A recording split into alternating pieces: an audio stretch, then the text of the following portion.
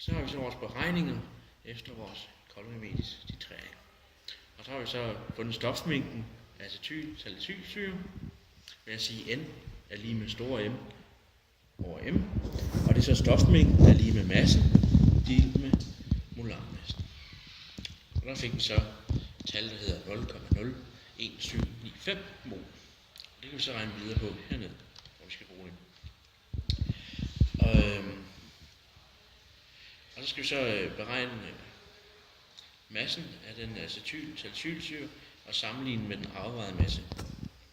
Og der bruger vi så M er lige med store M gange N. Og det er så massen er lige med molarmassen, gram per mol, gange stofmængden. Og der fik vi så 0,32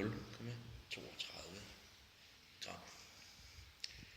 Og så kunne vi beregne masseprocenten ved at tage det afvejede og dele det med det teoretiske og gange det med 100%. Så fik vi vores masseprocent til at være 99,99, hvilket er rigtig højt.